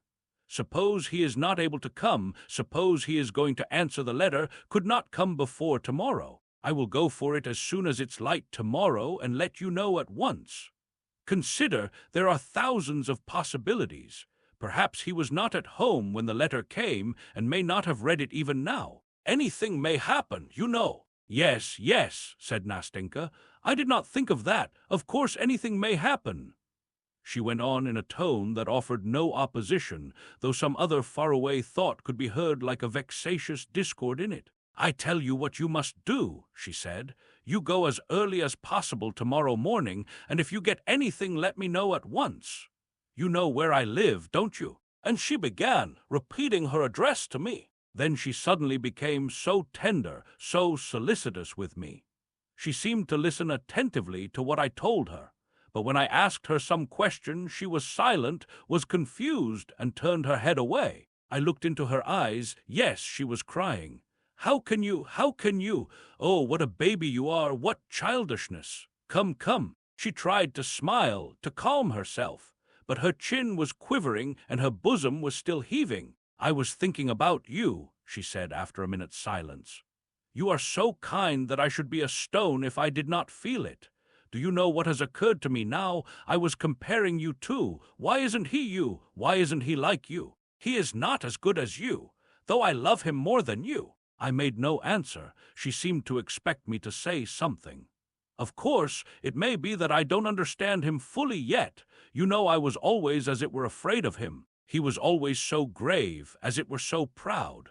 Of course I know it's only that he seems like that. I know there is more tenderness in his heart than in mine. I remember how he looked at me when I went into him. Do you remember? With my bundle. But yet I respect him too much. And doesn't that show that we are not equals?" "No, Nastenka, no," I answered.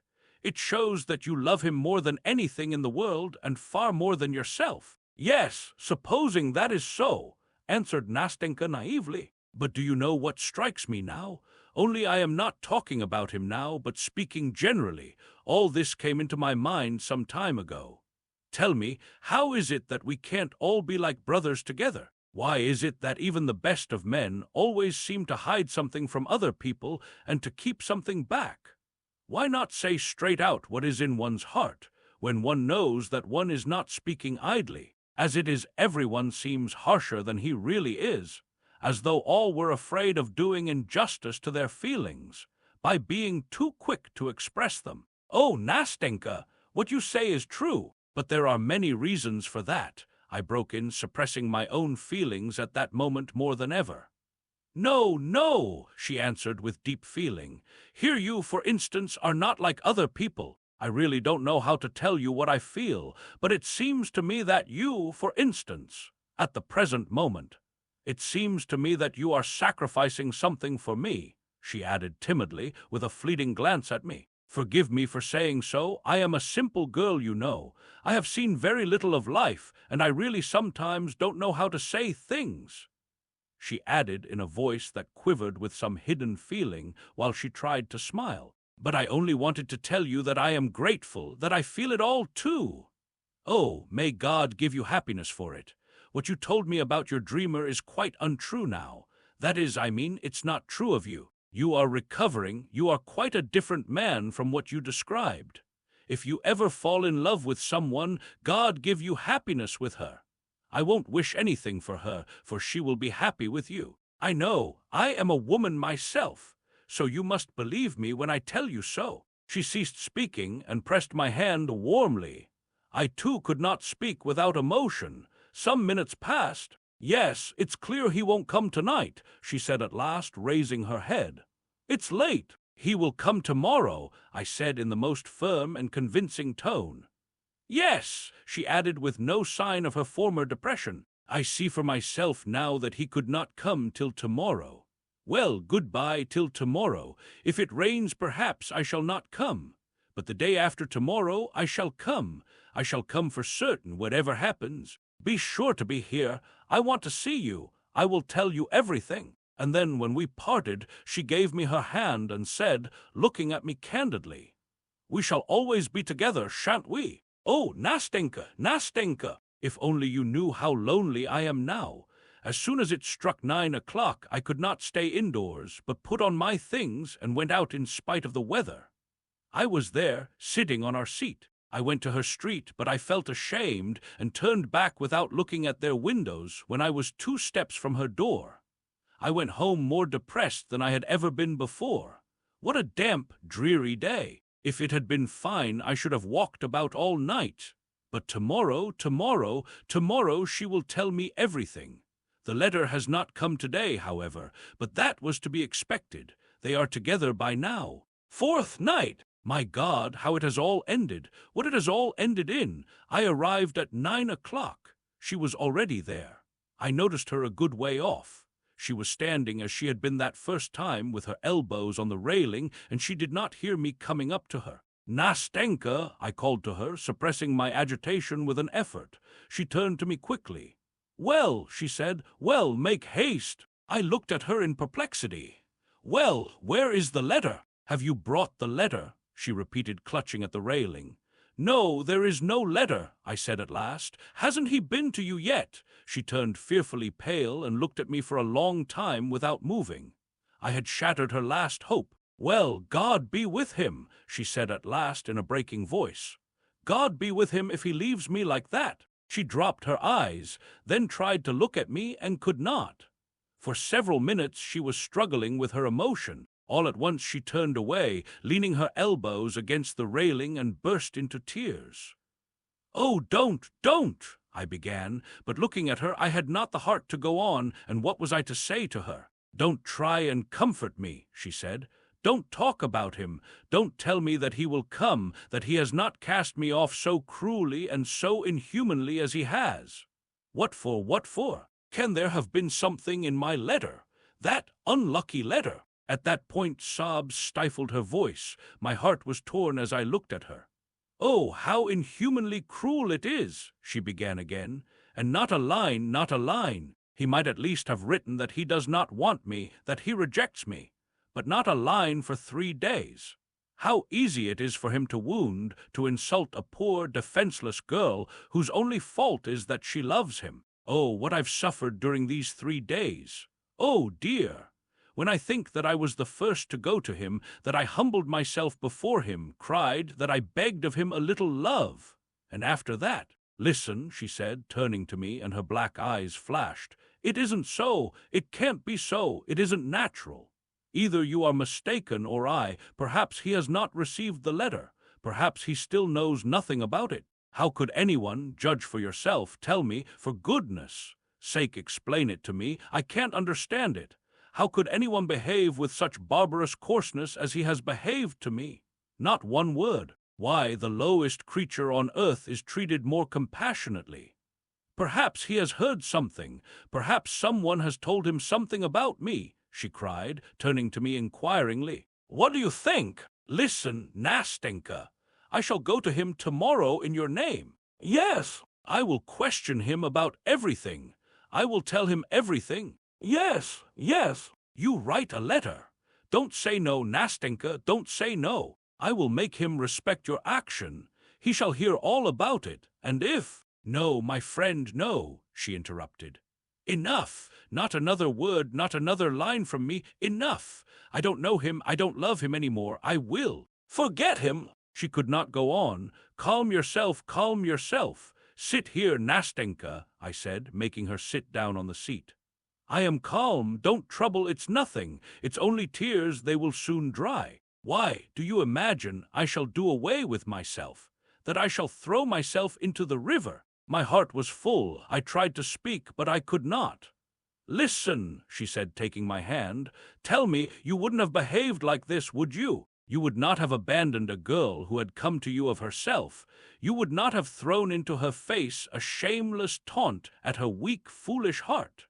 You would have taken care of her. You would have realized that she was alone, that she did not know how to look after herself, that she could not guard herself from loving you, that it was not her fault, that she had done nothing.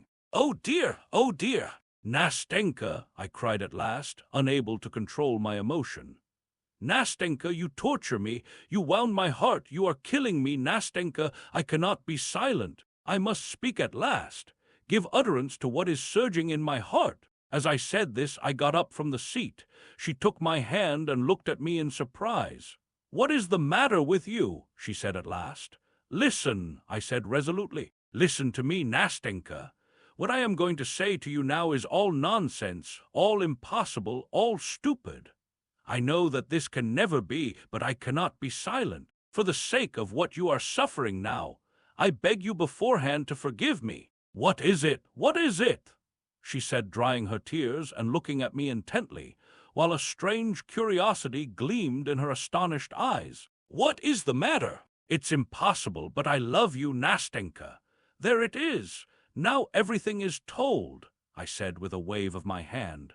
Now you will see whether you can go on talking to me as you did just now, whether you can listen to what I am going to say to you. Well, what then? Nastenka interrupted me. What of it? I knew you loved me long ago, only I always thought that you simply liked me very much. Oh dear, oh dear. At first it was simply liking, Nastenka, but now, I am just in the same position as you were when you went to him with your bundle. In a worse position than you, Nastenka, because he cared for no one else as you do. What are you saying to me? I don't understand you in the least. But tell me, what's this for? I don't mean what for, but why are you so suddenly? Oh dear, I am talking nonsense. But you— And Nastenka broke off in confusion. Her cheeks flamed. She dropped her eyes. What's to be done, Nastenka? What am I to do? I am to blame. I have abused you. But no, I am not to blame, Nastenka. I feel that, I know that, because my heart tells me I am right, for I cannot hurt you in any way, I cannot wound you. I was your friend, but I am still your friend. I have betrayed no trust. Here my tears are falling, Nastenka. Let them flow, let them flow. They don't hurt anybody. They will dry, Nastenka. Sit down, she said, making me sit down on the seat. Oh, my God! No, Nastenka, I won't sit down. I cannot stay here any longer. You cannot see me again. I will tell you everything and go away. I only want to say that you would never have found out that I loved you. I should have kept my secret. I would not have worried you at such a moment with my egoism. No, but I could not resist it now. You spoke of it yourself. It is your fault and not mine. You cannot drive me away from you. No, I don't drive you away, no, said Nastenka, concealing her confusion as best she could, poor child. You don't drive me away. No, but I meant to run from you myself. I will go away, but first I will tell you all, for when you were crying here I could not sit unmoved, when you wept, when you were in torture at being. I will speak of it, Nastenka, at being forsaken, at your love being repulsed.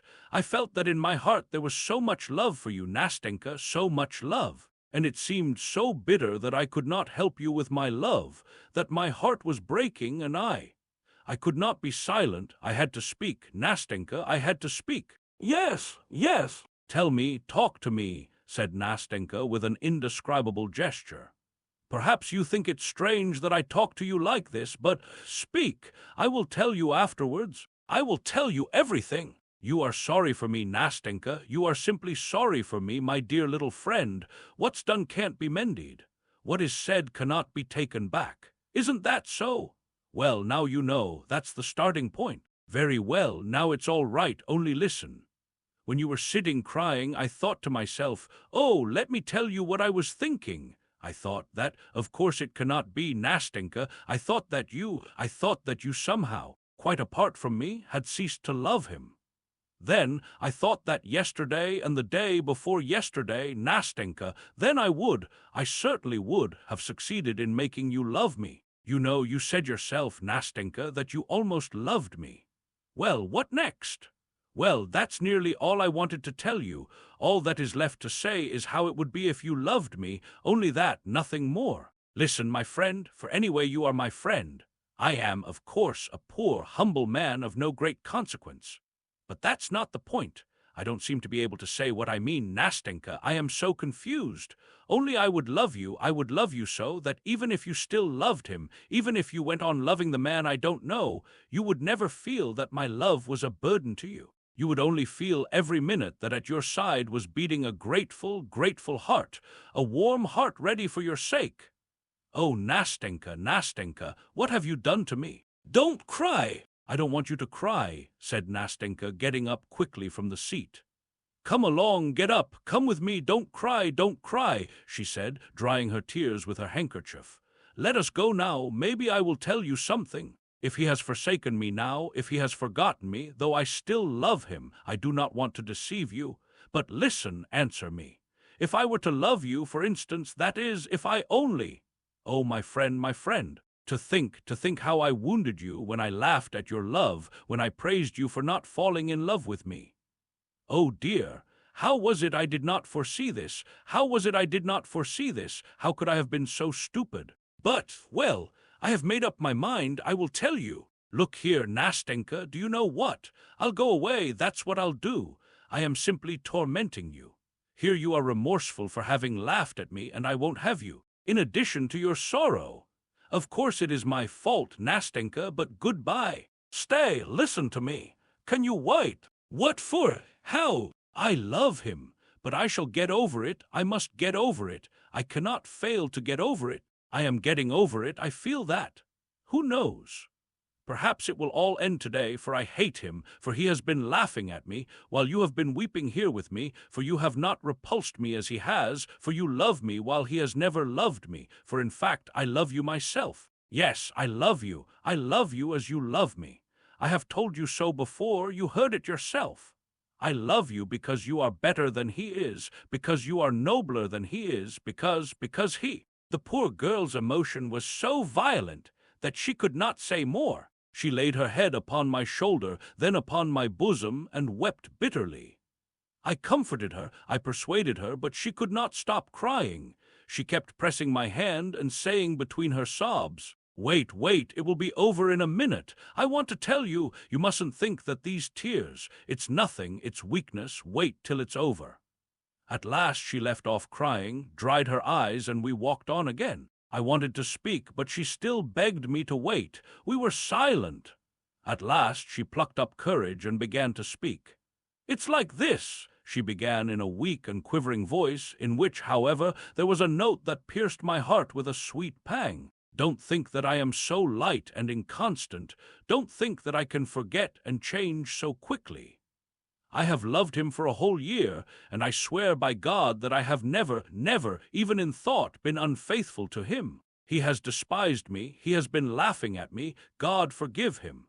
But he has insulted me and wounded my heart. I do not love him, for I can only love what is magnanimous, what understands me, what is generous. For I am like that myself, and he is not worthy of me. Well, that's enough of him. He has done better than if he had deceived my expectations later and shown me later what he was. Well, it's over. But who knows, my dear friend, she went on pressing my hand, who knows, perhaps my whole love was a mistaken feeling, a delusion. Perhaps it began in mischief, in nonsense, because I was kept so strictly by grandmother. Perhaps I ought to love another man, not him, a different man who would have pity on me and— But don't let us say any more about that." Nastenka broke off, breathless with emotion. "I only wanted to tell you. I wanted to tell you that if, although I love him, did love him, if in spite of this you still say, if you feel that your love is so great that it may at last drive from my heart my old feeling, if you will have pity on me, if you do not want to leave me alone to my fate, without hope, without consolation, if you are ready to love me always as you do now, I swear to you that gratitude, that my love will be at last worthy of your love. Will you take my hand?" "Nastenka!" I cried, breathless with sobs. "Nastenka, oh Nastenka! Enough, enough!" "Well, now it's quite enough," she said, hardly able to control herself. "Well, now all has been said, hasn't it? Hasn't it? You are happy, I am happy too. Not another word about it. Wait, spare me, talk of something else, for God's sake." "Yes, Nastenka, yes.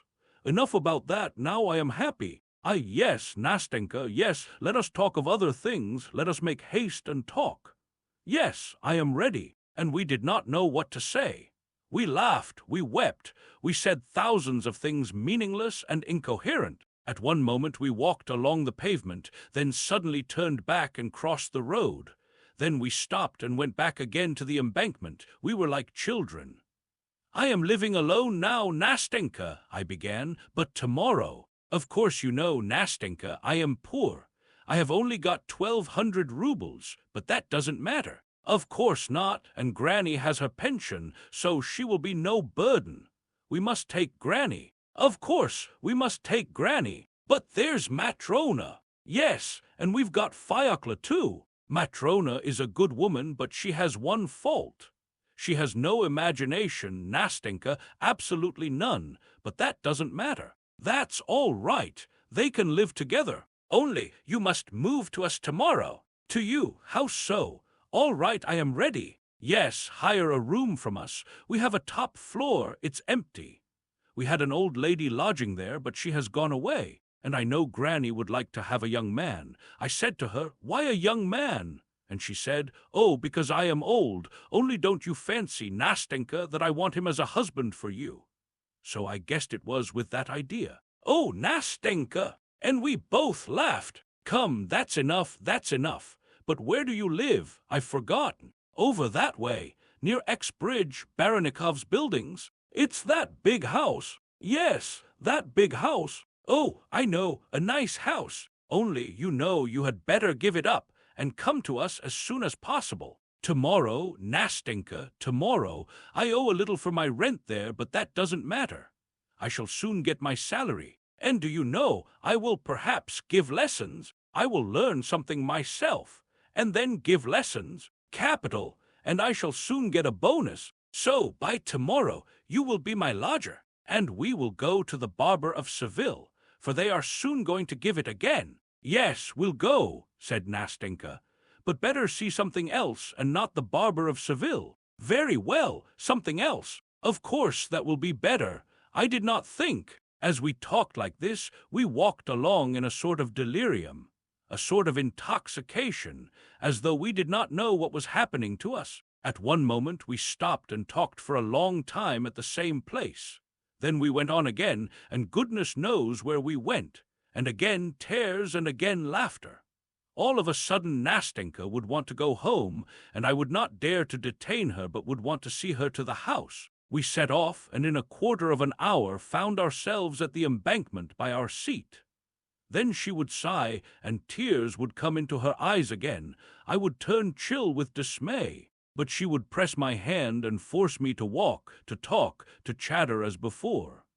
"It's time I was home at last. I think it must be very late," Nastenka said at last. "We must give over being childish." "Yes, Nastenka, only I shan't sleep tonight. I am not going home. I don't think I shall sleep either. Only see me home." "I should think so. Only this time, we really must get to the house. We must, we must. Honor bright, for you know one must go home some time." "Honor bright," I answered laughing. "Well, come along, look at the sky, Nastenka. Look, Tomorrow it will be a lovely day. What a blue sky, what a moon. Look, that yellow cloud is covering it now. Look, look. No, it has passed by. Look, look. But Nastenka did not look at the cloud. She stood mute as though turned to stone. A minute later she huddled timidly close up to me. Her hand trembled in my hand. I looked at her. She pressed still more closely to me. At that moment a young man passed by us. He suddenly stopped, looked at us intently, and then again took a few steps on.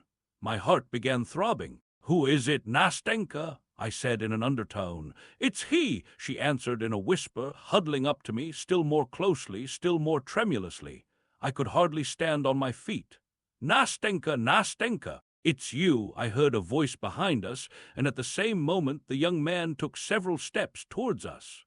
My God, how she cried out, how she started, how she tore herself out of my arms and rushed to meet him. I stood and looked at them, utterly crushed.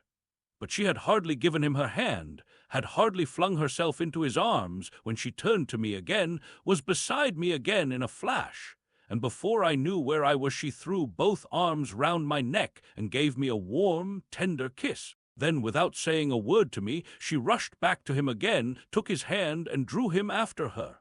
I stood a long time looking after them. At last the two vanished from my sight. Morning. My night ended with the morning.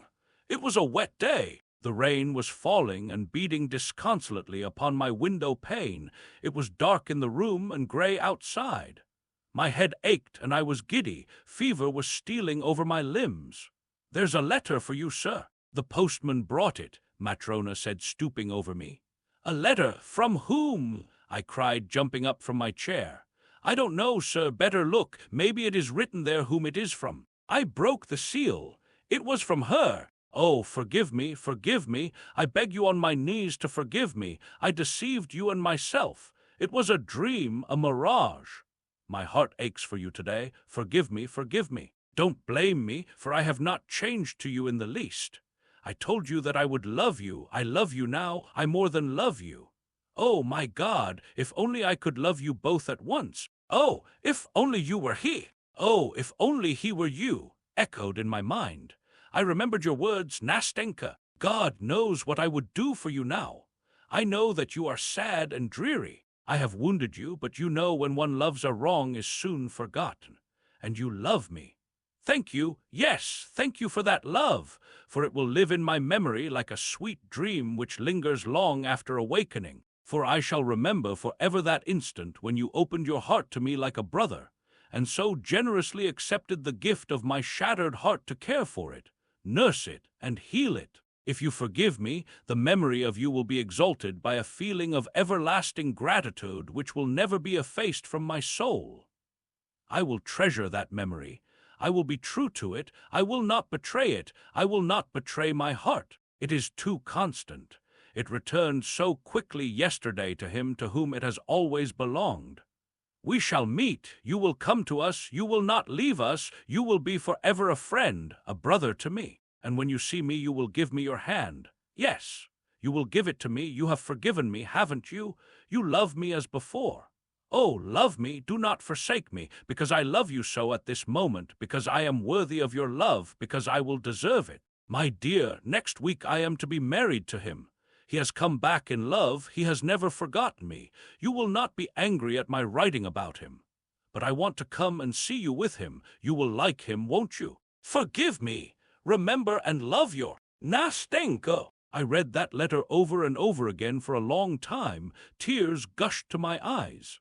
At last it fell from my hands and I hid my face. "Dearie, I say, dearie," Matrona began. "What is it, Matrona? I have taken all the cobwebs off the ceiling. You can have a wedding or give a party." I looked at Matrona.